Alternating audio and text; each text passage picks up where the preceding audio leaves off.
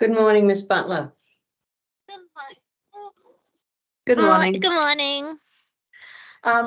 We'll do welcome to country before we start. Thank you. Thank you. I'd like to acknowledge that the land we meet on is the land of the Kaurna people and pay respects to Kaurna custodians and elders past and present. I also acknowledge the numerous Aboriginal families from other nations who live on the Kaurna country and constitute our Aboriginal communities. I also acknowledge the area in which you are, I guess, engaging in this inquiry from where you are, and pay respects to elders past and present also, and to all those children and young people where you are from. So without further ado, I'd like to now hand over to Council. Thank you. Ms. Butler, we'll have you affirm your evidence before we start, if that's all right with you. Yes, of course. Okay, so I'll just ask you to repeat after me, please. I solemnly affirm that the evidence that I will give. I solemnly affirm that the evidence that I give Will be the truth, the whole truth, and nothing but the truth. will be the truth, the whole truth, and nothing but the truth. Thank you. And can you please state your full name, address, and occupation? Yes. Candice Butler. Do you need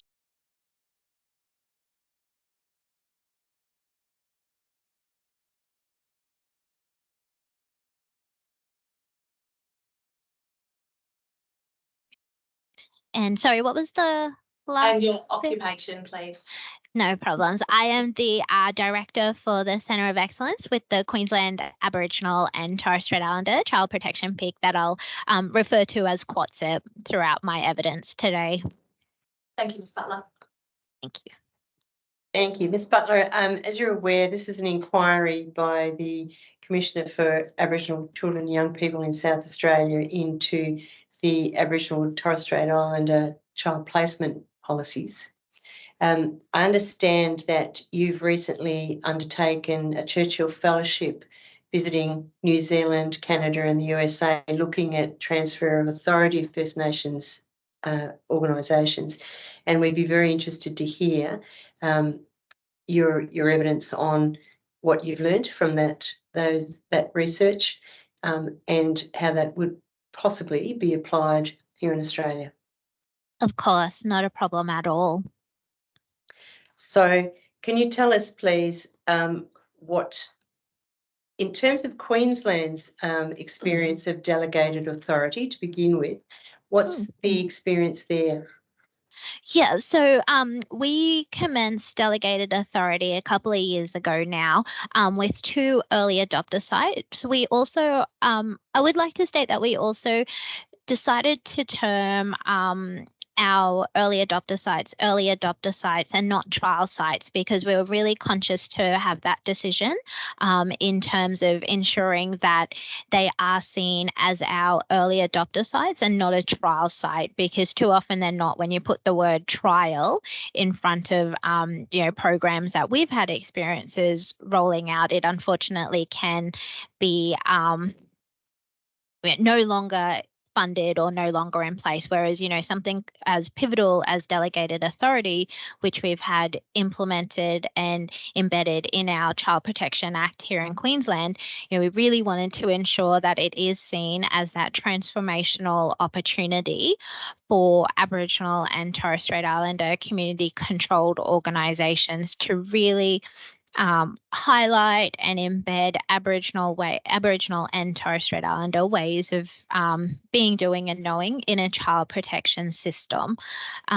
So we've had 2 early adopter sites in both Rockhampton and on the Sunshine Coast, so Central Queensland Indigenous Development, CQID, and Refocus. And they have started with sections that look at either reunification to parents or family, and the other sections of our Act that they have taken on relate to cultural connection and that importance of children being connected to kin, community and culture through either their cultural support plans or through their actual case plans where it makes reference to the child having contact, or what we would prefer to call it connection, to family, to their country and to their community too as well. Thank you. And how long have those two sites been working in that area? Oh, good question. I did have that in front of me. I've just misplaced it. I'm pretty certain it was since 2019, but I'm happy to to follow that up and provide that better date. And Ms. Butler, has there been any quantitative research or studies about the effectiveness of how that's working? Yeah, thank you for that question. We've actually been doing some really robust action research cycles here in Queensland to understand what's working, what's getting in the way, what are some of our real significant successes, and what are some of those that we're still working towards. I actually only just did an action research cycle yesterday with some new staff who within the department who will be leading out delegated authority in their region, and I had the opportunity to do an action research cycle with them. So we've been tracking that ever since 2021. Just very mindful that we need to have a really robust evaluation framework to really start to show what we're seeing and what we're hearing in terms of outcomes for children and young people. I'm happy to share some of our initial findings if you would like. That would be terrific. Thank you. Yeah, not a problem. We've found that we do need system factors and systemic change. So that's across policy, practice, and cultural shifts. We need a shift to preferencing Aboriginal and Torres Strait Islander knowledge systems. It's our real opportunity to challenge power structures and embed self-determination. And one thing that we've really found, which has actually been really pivotal, is the importance of leadership, and leadership being, from the very, very top all the way down to our practitioners on the ground feeling as though they have some form of leadership in the direction of delegated authority. One of the other things Sorry, too. Ms. Butler, can I just jump in Please there? do. When you say leadership from the top, is that leadership from the top of the department or leadership from the top of your delegated authorities? Both, to be honest. We're in those two early adopter sites, what we've seen is that when the regional executive director and our CEO of our Aboriginal and Torres Strait Islander community controlled organisations, when they are, to use the analogy, preaching from the same songbook, it has actually really benefited the progress, the implementation, and also if there are any barriers and challenges that are coming to a head, they can just discuss those at their level without necessarily needing to go to, the Director General or to us as a peak body necessarily. They're able to, risk manage and do that within their own spaces. And we've even seen that through the managers of our programs within our Aboriginal and Torres Strait Islander community controlled organisations and the managers within our department. Their relationships have improved significantly. Because I've had the benefit of being in the delegated authority journey from the very beginning in terms of the change of the Act to now, even I myself has seen how different people now interact and it's a nice interaction. Like, you know, it's, of course it's professional, but everyone is able to have really robust critical discussions when they need to, but then they're able to walk away from a conversation in a professional manner too as well. You know, I've seen that too. So it's not only about, you know, a practice shift, it's actually been a real culture shift too as well, in terms of leaders seeing each other in a different way and not seeing each other in an us and them mentality of what we may have seen in the past. And how has that been developed? Has that just developed as the relationships have developed, or has there been some focus on training and concentration on that? Yeah, I think what's been really beneficial has been that we put together, as soon as we knew who the two early adopter sites were going to be, all of us worked together. So CACYP, the department executives, our Aboriginal and Torres Strait Islander community controlled organisation CEOs, and they've developed local governance groups, and also executive governance groups. So people such as the CEO sit on that governance group, and the executive directors, and then the actual like managers, our team here in CACYP, the departmental managers, they all sit on the local governance group. So I honestly think that was probably a really pivotal opportunity to start to build those relationships.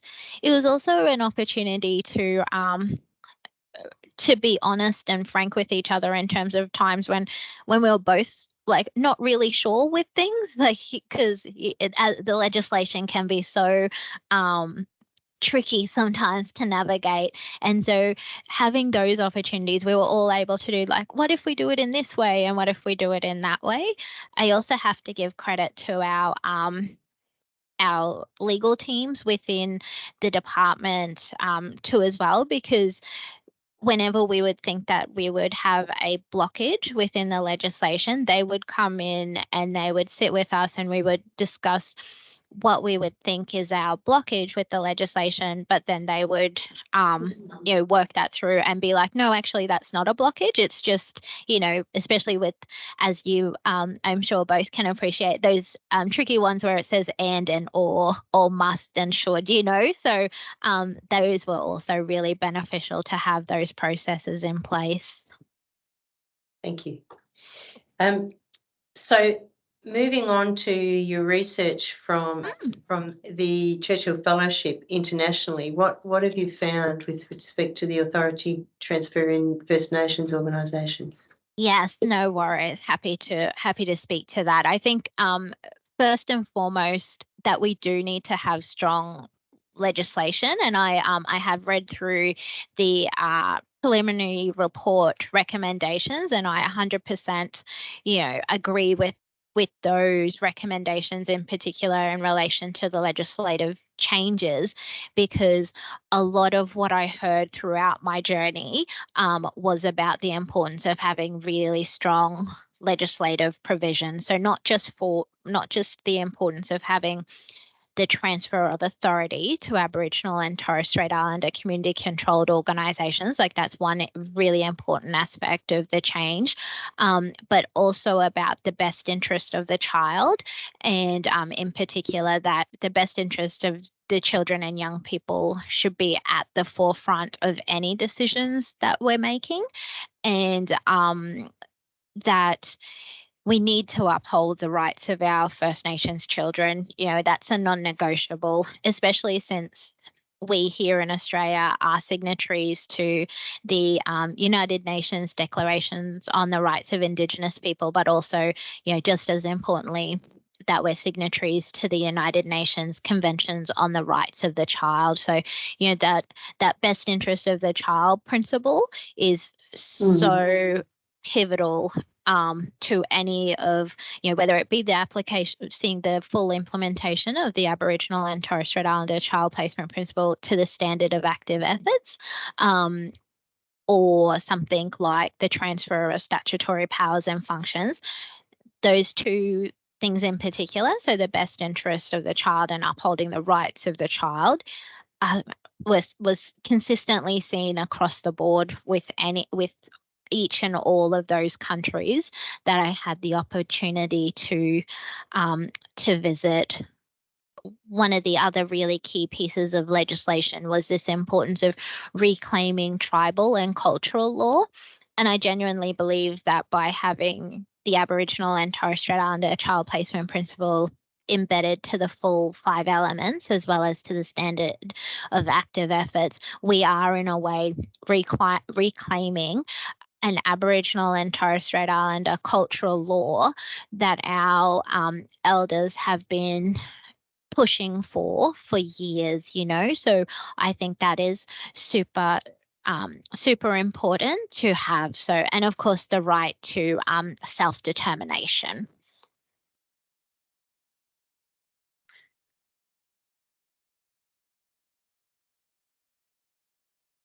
Can I just get you, Ms. Butler, please, to speak to each of the countries you visited and what you saw as working well in those countries, please? Of course. So I was very fortunate to start my journey in Aotearoa in New Zealand, and the majority of my time I spent in the Auckland, pretty much the Auckland region and the Hamilton region too as well. And what I saw working really well in particular for Aotearoa was programs in particular. So they have really strong programs that are called Mokopuna Ora. And Mokopuna Ora is a program where their ministry, and I refer to ministry for their child protection ministry, it sits under Section 7AA of the Oranga Tamariki Act, and the aim is to stop children being taken into the care of the department by supporting family and creating pathways that are family-led and children-centered to help them achieve what they call mana matahoki, which is self-determination. So the program itself is actually iwi-led, so tribe-led, and an iwi way of working. The solutions come from the family and they give family voice and choice. So, and what they also are really keen to promote whenever we speak to this program here in Australia is that the solution, not only do the solutions of course come from families, but actually their ancestors guide their work. And it's something that, but they try to bring in contemporary new ways of working. So things such as technology or, different ways of working with families. But it was amazing to hear about such a program, and also that they were strong too as well, the program, in terms of pushing back on the department when department were potentially questioning their decisions about families, because they were able to draw upon the strength and the knowledge and the wisdom of the family, but also their own knowledge of the family and their own knowledge of what support services were available to them. So that's just one example of what I experienced in Aotearoa. When I was in the US, I got to spend some time with both Lumi Nation and Port Gamble Nation, which are in Washington State.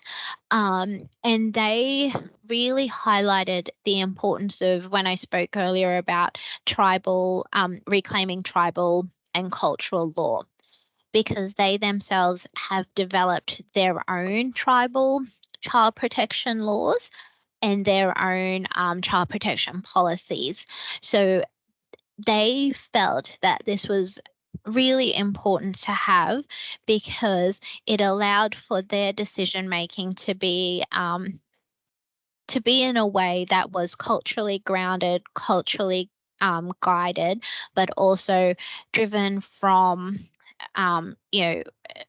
ways of working within their own structures. So I think we potentially have that real opportunity here in Australia to work alongside our communities, because each of those, so both obviously Port Gamble and Lumi, are very different nations. They're very different communities geographically.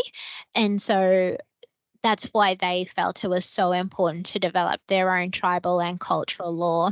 But it's not to say that their tribal or cultural law,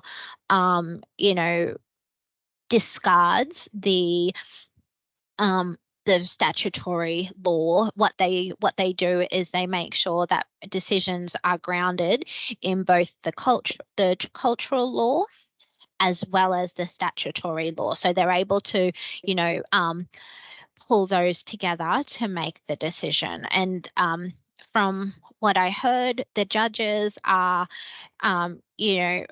really supportive of those decisions that are made by those two tribes. So I think that's a real opportunity for us to look at ways that we can claim tribal and cultural law too as well. And just a final example from Canada was Wichitawin Family Services. So I had the benefit of staying with Wichitawin for a whole week. They really took me under their wing, and the reason why I chose them as an example in my report was because they are a statutory, they've been given the transfer, of powers and functions within Fort Frances in Ontario. But what they have done is they then have commissioned out to 9 communities within their region. And so they work with child welfare and family preservation funding to each of those partner First Nations, so that then those First Nations can develop their own ways of working alongside children and families in those communities. So they don't see themselves as removed from those communities, but what they do is they do the intake and the assessment side of things. And then they decide, dependent on where that child is from, which community is best placed to work with that child. And then they provide the wraparound support. So even if there is a child protection order made, that individual partner agency within that community, First Nations community, they work alongside the family. So they pretty much take on the role of for our equivalent here in Queensland, it would be the role of a child safety service centre. So they do, and a child safety officer. So they do everything from case management all the way to transition to adulthood. So it's really exciting, this space. And having that opportunity to go and sit with them for a whole week really opened up my eyes to what we can aim for in the future of delegated authority, not only here in Queensland, but across Australia. Because as I highlighted before, here in Queensland, which I don't want to dismiss the amount of work that goes into this, but, we do just have the 3 sections of the Act at this time that we're working with. But imagine what we could do if we had the full gamut, like we had the full case management opportunities.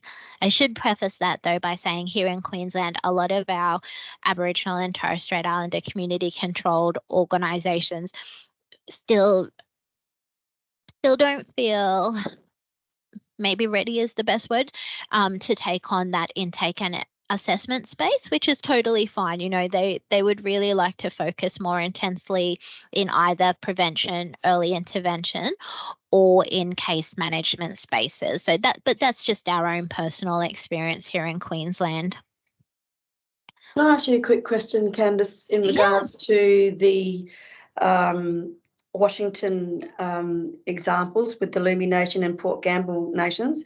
Mm-hmm. With their approach, does that include, in terms of the child protection service system being in their control with their legislation, does that include the ability to take notifications Yes, and absolutely. conduct investigations? Yes, So the full gamut. absolutely. Absolutely. If if you're wanting the reference, all of their acts are available online too as well. So, but yes, they do the full transfer of authority in those areas. Do they have any, I guess, stories to reveal about the challenges with being in the position to implement a fully community-controlled child protection service system? And are you able to elaborate on what the challenges that were revealed? Of course. One of the biggest challenges, because they are both organisations sit on the border of the US and Canada. And so one of their biggest challenges is, of course, working across not only like for us here in Australia, working across jurisdictions, states, but they're actually working across country, so completely different legislations when you just cross the border into British Columbia in Vancouver. So that, that has been one of their significant challenges. I think in the especially when I visited Lumi Nation, they spoke about at times their challenge of having active efforts fully implemented by by their departmental equivalents. And so at times that can be a challenge. And I'm pretty certain it was either Port Gamble or Lumi Nation who spoke to as well about, the ongoing issues with recruitment and living and working within community and the pressures of being a First Nations person living and working in community, and especially in that child protection space, because there's still a lot of intergenerational trauma and still a lot of, negativity towards statutory child protection agencies, which is well founded, given the history of all of our countries when it comes to colonizing Western systems. And so that was one thing that they did bring up too as well.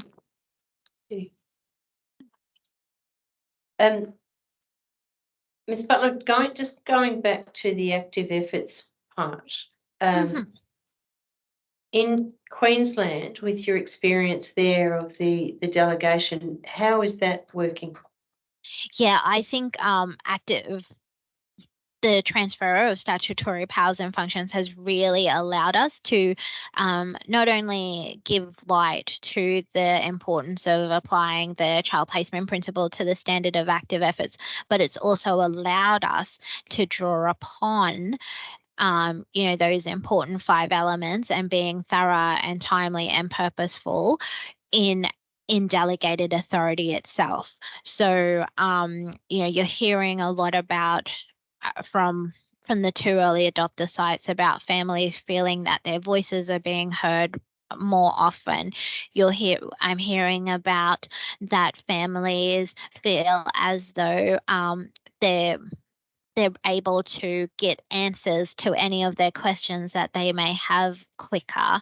I even heard an example about a young person who lived in Rockhampton, and Rockhampton's not a very big place, and he only lived about 40 minutes away from his siblings, and throughout his time in the statutory child protection system, with his contact with his brothers and sisters, it was really minimal, like next to none.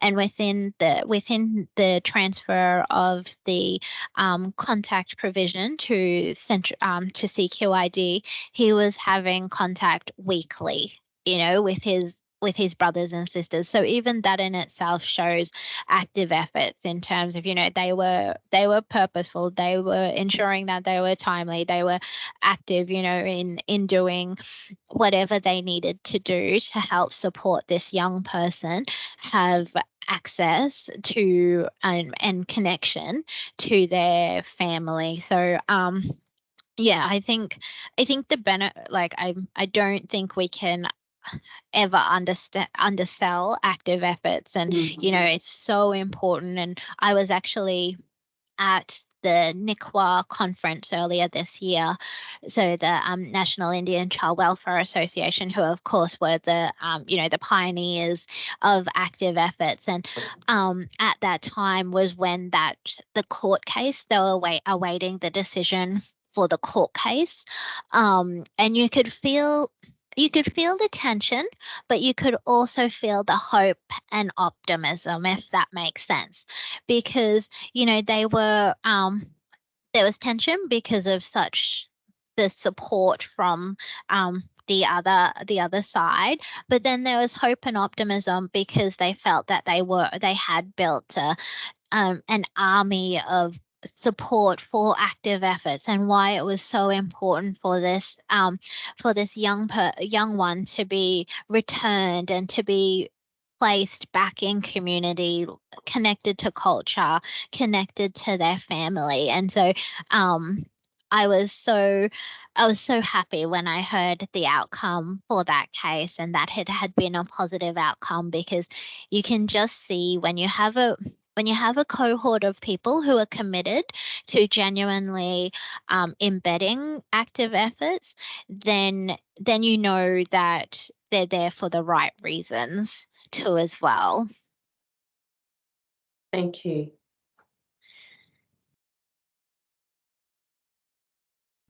Is there any plans in Queensland to roll out more delegated authority to more organisations, and how is that looking?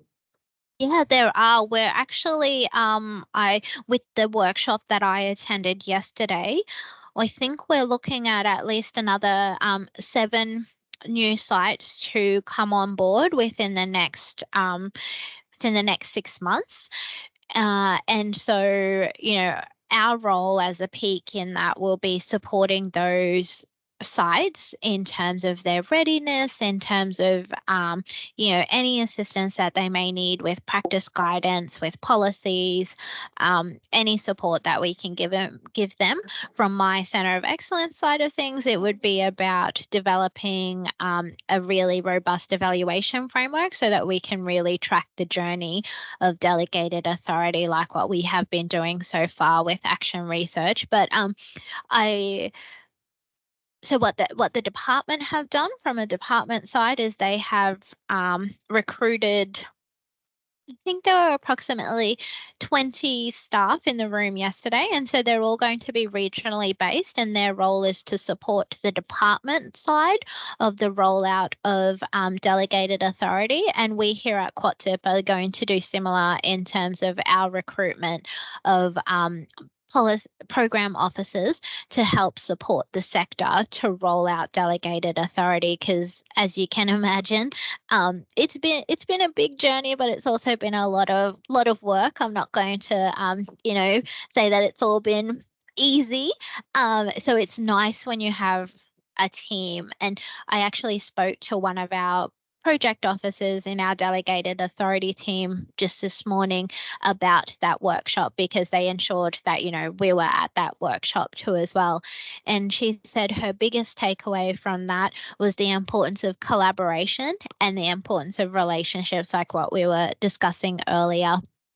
And she said to know that there are going to be these positions to help roll out delegated authority, and to know that we too will be able to help our sector to roll this out is so important. And that has been the feedback from the very beginning too as well, from our early adopter sites, is the important role that that we have also played in supporting the rollout of delegated authority, having either a peak body or having some form of support is really pivotal. And that was something that I even heard internationally too as well throughout my Churchill fellowships, was the importance of having either a peak body or a body that can really help with such big transformational reform. So not only the transfer of statutory powers and functions, but also now that we're also going to be seeing the transition,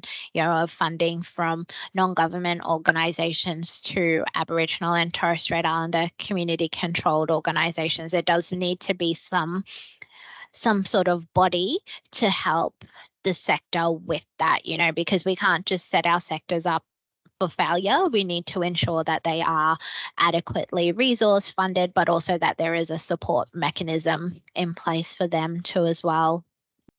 Can I just want clarification? Sure. Ms. Butler, can I just clarify that with the example of the Washington State, Lemhi Nations and Port Gamble, that they had delegated authority before they had the introduction of their specific legislation? Yeah, good question. I wouldn't be able to answer that off the top of my head, but I'm happy to take that one on notice and, provide you with that information. That's totally fine. Yeah, because I'm trying to understand what their pathway was to get to the point of having specific legislation introduced. So thank you. Yeah. No, that's okay. I know for us, it was important to have firstly the transfer in legislation because as soon as that change happened within the legislation, those two early adopter sites, so CQID and Refocus, have very strong CEOs. And so as soon as that was in the Act, they were on the phone straight away to our CEO at the time, Natalie Lewis, to say, okay, when can we get this started? Like, we're ready. What do we need to do as next steps? So for us, that was a pivotal turning point, was the legislative change to actually enable the transfer of statutory powers and functions, because there are still certain functions that you don't necessarily need that transfer of statutory powers and functions to do. But I think having it is super important. So what are some of the other aspects to supporting, if it's not delegated authority and it isn't something that's necessarily in a specific piece of legislation that's specific to the Aboriginal and Torres Strait Islander community, what are some of the other instruments that can support? Yeah, Yes, we've seen the rollout of family participation program here in Queensland. And so that is our program that looks at Aboriginal and Torres Strait Islander family-led decision making. So their role is to, bring the family together if there has been either a notification made or that there's three key referral points for family participation program, and that is that the family or child is at risk of becoming involved in the child protection system, that there's a review of a case plan, and also that transition to adulthood. So those are the three key priority areas. However, a family can be referred to a family participation program at any time, because the important thing about a family participation program is that family-led decision making. And so where families are able to come together, work out a plan, of the best support possible, and then, a decision is made. So there's that example. Another really great example, and we've done a couple of case studies about this process in particular. It's called the HALT Collective. And so the HALT literally stands for stop, So the HALT Collective was established because our Aboriginal and Torres Strait Islander elders here in Brisbane were excuse my language, but they were just sick of, decisions being made without them being in the room. And so the grannies in particular, they marched to our regional office here in Brisbane, and they asked for something different. They said that they were sick of decisions being made without either them being present or a family member being present or someone trusted in community. And so out of that process, came the Holt Collective, and the Holt Collective are made up of our Aboriginal and Torres Strait Islander community controlled organisation in the Brisbane region, as well as folks from the department. So, and people at decision-making levels, I should emphasize that those, especially those from the department, they has to have decision-making ability, because when they all come together in this collective, they are children that are at risk of becoming involved in the statutory. So it's before they go out and do their actual investigation and assessment piece. So it's in between that kind of intake and INA space. And it's like, okay, let's bring everyone together to work out the best way forward. Is it best that the Aboriginal and Torres Strait Islander community controlled organisations go and speak with the family, or is it best that we go collectively to go and do that? And there has been some remarkable results with that in terms of, you know, the numbers of children and young people actually progressing to orders has been significantly reduced, because they've been able to have this process where everyone comes together, they discuss, then they go out and yarn with the families, and then they come back and a decision is made whether they do proceed to a further order, or if it's that, you know, they are able to just to be provided support, which potentially can be through our Aboriginal and Torres Strait Islander family wellbeing services too as well. Ms. Butler, can I ask how many Aboriginal family support services are there in Queensland? Yes, well, we have with CACYP that we have 37 members across the state, and they either deliver family participation programs or family wellbeing services or foster and kinship care services, or all three. Some are amazingly large organisations who are able to deliver those services. So in terms of those that aren't CACYP members, I don't have that number off the top of my head, because there would be some that aren't necessarily CACYP members, which is totally fine. You know, so yes, but for us, we have 37 members from all the way from the Torres down to the Gold Coast and out to Mount Isa too as well. So hence why a lot of us sometimes do, you know, try to pull the best straw when, you know, when there's a request from the Torres Strait in particular as to who gets to go up and support them. So we're like, oh no, it's our turn. Can I also ask, please, you spoke earlier about the importance of having a peak body that sits over and I don't know that manages is the right word, but oversees the transition of the legislation out to the delegated authority. Yes. Can I ask what, in terms of, could you give us some information about what your peak body looks like? What's involved, how many staff you have, what services you offer, how you engage with the community in that role? Yes. So I have been with CACYP now since 2015. I have seen our growth over the years. When I first started at CACYP, we were a team of 3. We then slowly increased over the years, but we are now excitingly at a team of 40. So, you know, we like to think that is not only because of the work that we produce, but it's also because of our way of engaging with community and engaging with the sector. We really make sure that we go out, sit on the ground with people whenever we're developing any, whether it be a resource, whether it be policy, whether it be our submissions, you know, we do go and seek the advice of our community. And so that's something that we hold really strongly as a peak body. We, you know, it's as with most peak bodies, we provide policy support, we provide practice support, we provide training.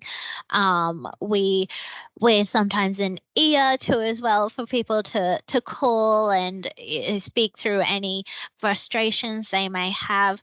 But I think we also are that really important middleman, so to speak, in terms of when our community controlled organisations are having any issues with the department, they can call any of us and know that we will either point them in the right direction of who to speak to within the department, or we will actually go along with them, you know, if they feel as though they have tried everything that they can.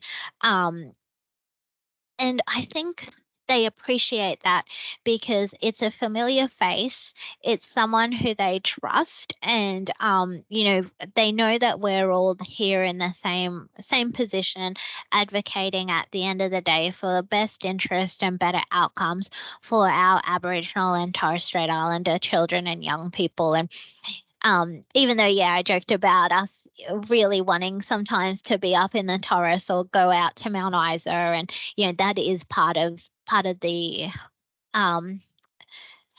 experience that I enjoy the most of being and working within a peak body, is actually getting out and listening to my member organisations, because I don't feel that I would be doing anyone justice if I haven't gone out and engaged and sat to develop whatever it is that I have been asked to develop. So yeah, so our peak body is, you know, it's somewhere that I'm extremely proud to work at, but it's also something that I've been extremely fortunate to build so many relationships, not only here in Queensland but across Australia too as well, you know. And I just am so blessed to be able to not only work here but also work alongside our Aboriginal and Torres Strait Islander families and communities. And of course, you can get what's the word that I'm looking for? Fatigued in terms of, you know, for our sector. So we are really conscious of that. Like, we try our very best not to over consult with our sector, because we're really conscious too as well that you can get consultation fatigue, you know. So we try our best to as well to make sure that if one person is going to an area, that we do that together. And it's not if we have a project and another team have a project, then we try our very best to do all of that together, because yeah, our sector are sometimes overly consulted, as you can appreciate. Thank you. How many staff do you have working? Did you say 40? 40, yeah. And are you all based? Yeah, no. Where are you? So I'm based in Brisbane here, and but we have staff members who are based in Cairns as well as in Rockhampton too as well. But as I made reference to earlier with those regional positions for delegated authority, we're going to try and recruit to each of the regions too as well. So, you know, making sure we have someone up in far North Queensland, in North Queensland, out in Northwest Queensland. So just to ensure that we have visibility too as well, that people know that we're in their geographical locations, because I think sometimes, you know, we're really conscious that we don't want to be seen as just being Southeast Queensland based, which is easy to do. And can I just ask, the recruitment that you've done, are they all Indigenous workers? Not all, but we are sitting on about, I think, close to 70, if not 80% Aboriginal and Torres Strait Islander. So we're really trying to ensure that we reflect our sector too as well, in terms of, you know, having that proportion of Aboriginal and Torres Strait Islander staff within CACYP. It's something that, you know, even when I started at CACYP that we really have tried to ensure that we have Aboriginal and Torres Strait Islander staff, especially those who that we know are going to be consulting with our members or going out and sitting with members. We even ensure that our non-Indigenous colleagues are brought along that journey with us too as well, to show the ways of engaging with our Aboriginal and Torres Strait Islander communities, which I think is really important, an important role for us to do. One of the things I was going to ask you too about going back, you said that some of the Aboriginal and Torres Strait Islander community groups are not feeling ready to accept delegated authority.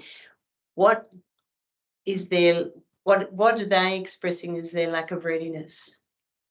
I think, to be honest, it's more so about just acknowledging their levels of staffing.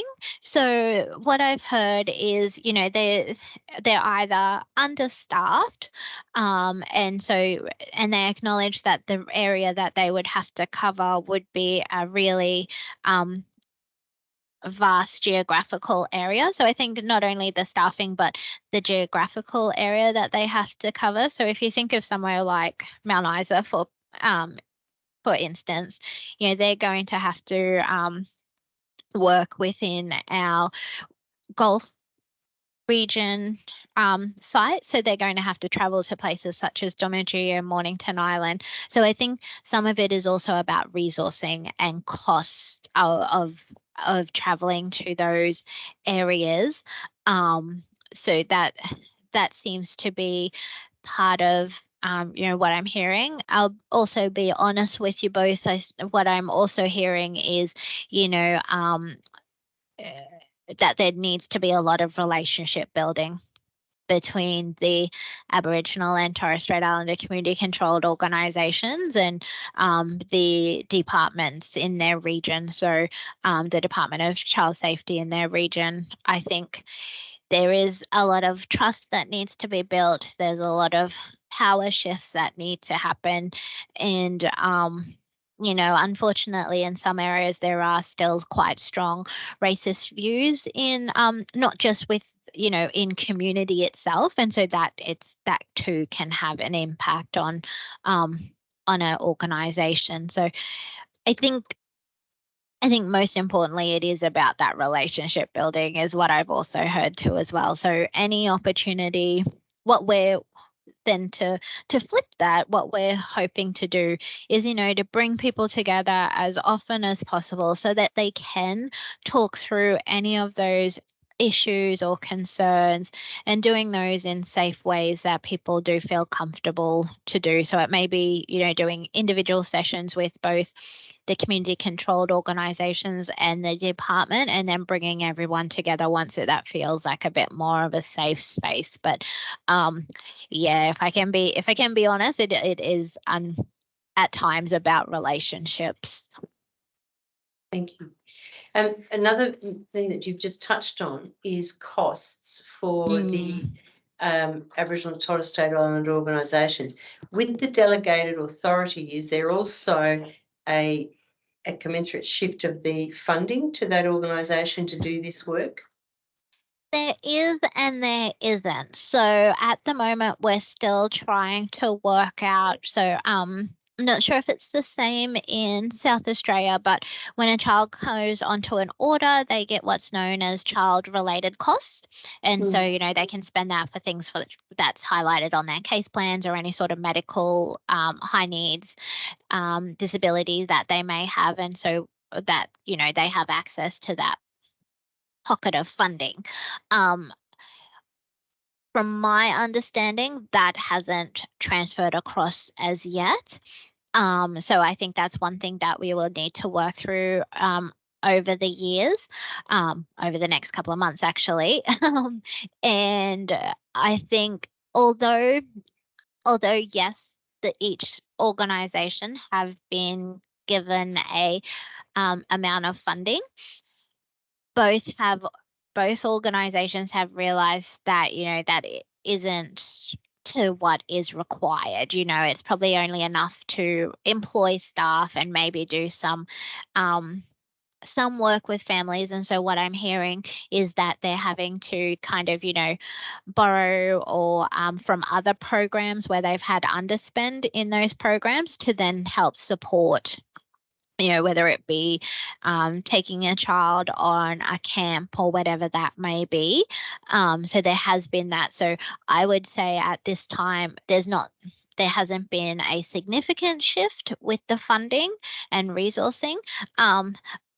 But as our community controlled organisations do, you know, they're always so unfortunately, you know, they are able to be innovative with the funding that they receive. But I'm by no means advocating for that, and I don't think that that's how it should be. I think, you know, one of the things that we probably didn't anticipate at the beginning, which is something that I'd probably advocate for those who are looking to then go on the journey, is to probably do some really robust cost benefit analysis of what delegated authority would look like in those specific areas, you know. So we've actually now employed a Natasha is her name, and she is undertaking a cost benefit analysis for us as we speak for delegated authority. So I think if we were to do our time again, I would advocate for doing something like a cost benefit analysis at the very beginning, so that then you are kind of advocating for the right amount of dollars, you know, for our children and our young people. Thank you for that. I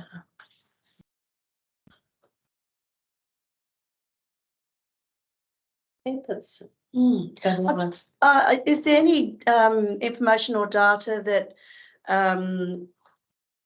illustrates any, I guess, savings when there is a delegated authority, you know, action for a child or a family, that, you know, the expenditure follows the child's journey through the system, and what the I guess the cost impact is? I think that's what we're definitely hoping to achieve with undertaking our cost benefit analysis. I know the Healing Foundation, I think back in 2014, or 2015, they undertook a significant cost benefit analysis about the savings that could be made, especially for those who are either survivors of or who are children of survivors of the stolen generation.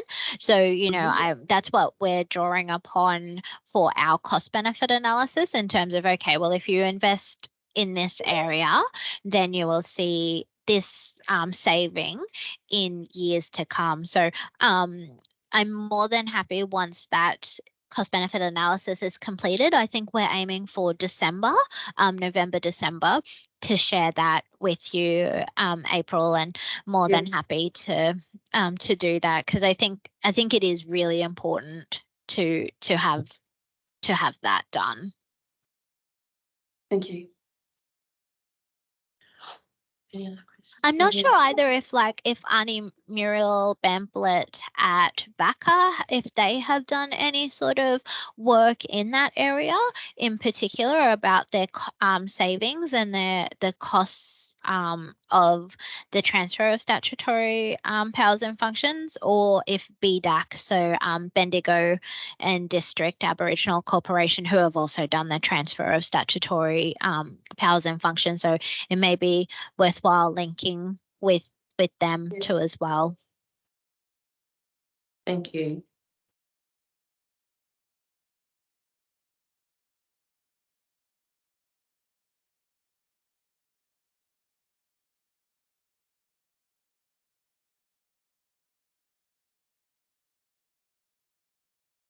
There's just one question that I have, and that's in relation to the way in which delegated authority is operationalised. but also the way in which, I guess, funding and service agreements operate, so the commissioning of work, because there are a number of things that we know that sit within the legislation that either get put through to a delegated authority, will happen in a particular way, and you've talked about the partnerships that happen. Are there things that can also be optimised in your experience in Queensland through a funding and service agreement? And if so, what did that look like? And what things were captured in a funding and service agreement context? Yeah, absolutely. I think one thing that we've significantly found in terms of contracts and funding is that we need to move to a more place-based funding model. So really acknowledging what are the outcomes that they are going to, to achieve. There's in the early days of delegated authority here, those what that kind of looked like too as well was the development of really clear what do they call it, like working agreements. And so, really having really clear, okay, this is the responsibility of the community controlled organisations, this is the responsibility of the department, this is the responsibility of CACYP. So, we had really clear roles and responsibilities. The workshop that I attended yesterday, it was really awesome to see that there's been significant progress made in the development of practice guidance in terms of from the very beginning, okay, what do you do first? So, who do you yarn with?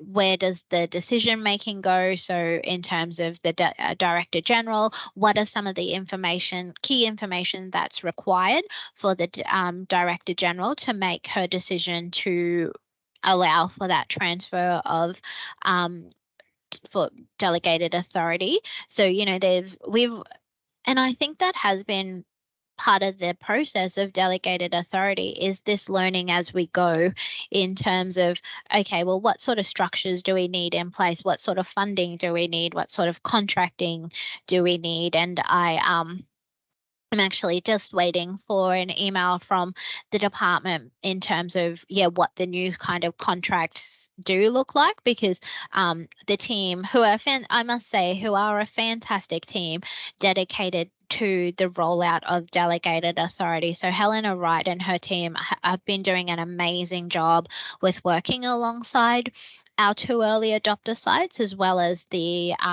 sector in rolling out delegated authority. So that's one, as an aside, that I'd also really advocate for, is having a team within your department whose focus is primarily on delegated authority, who can then work along people like investment and commissioning, or alongside your legal services team, or alongside your practice team, because they're the people from within the system that we need to help us, progress delegated authority.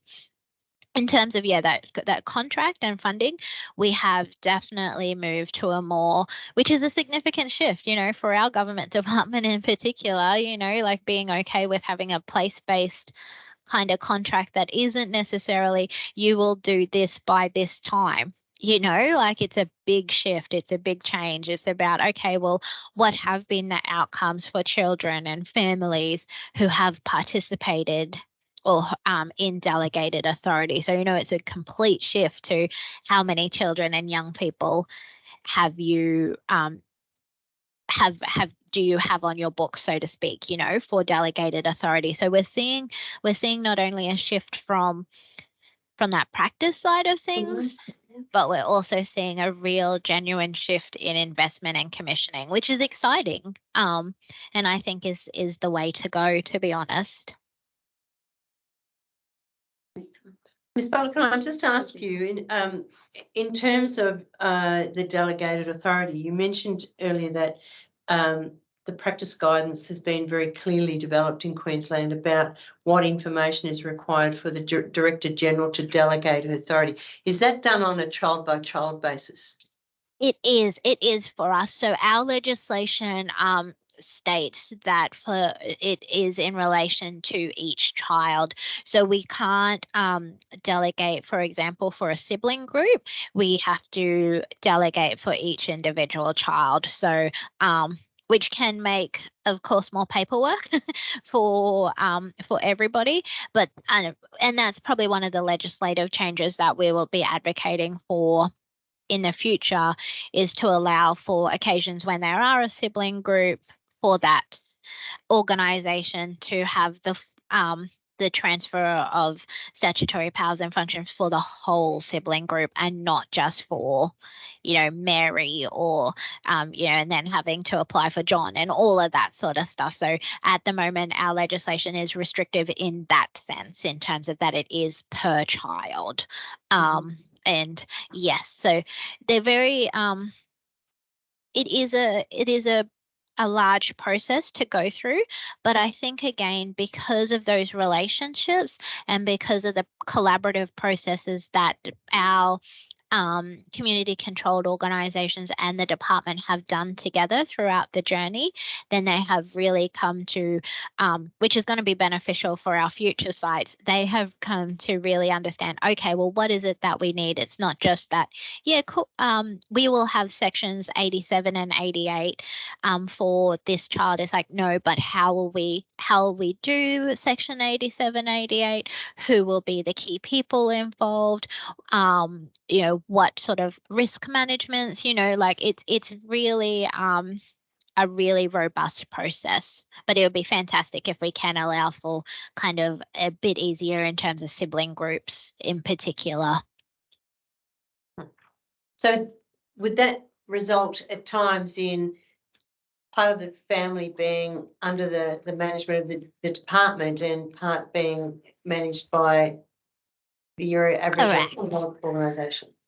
Correct. Is that conflictual?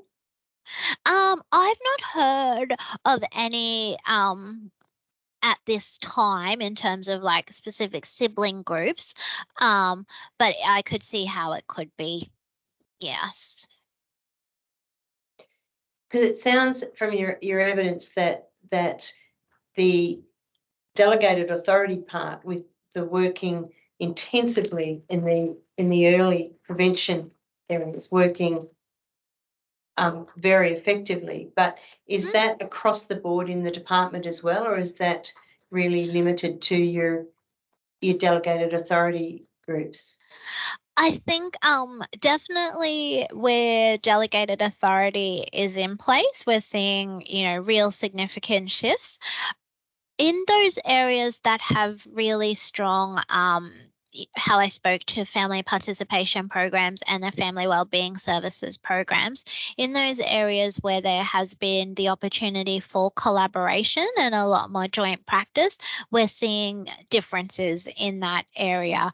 But unfortunately, where there are where that isn't occurring, then they're the sites that I probably alluded to in terms of that we will need to do some significant work in relationship building and trust building. And, it's unfortunate that there's still some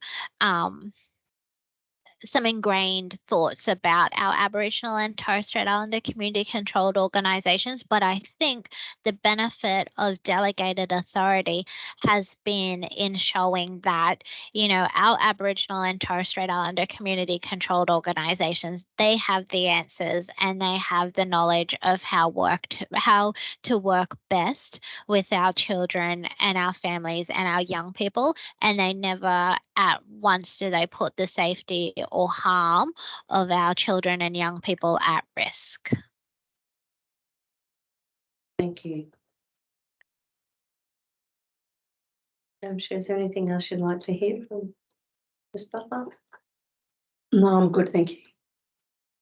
Ms. Butler, thank you very much for what's been very enlightening, Thank you. very interesting evidence this morning. very privileged to have heard your extensive experience and congratulations on the work you're doing in Queensland.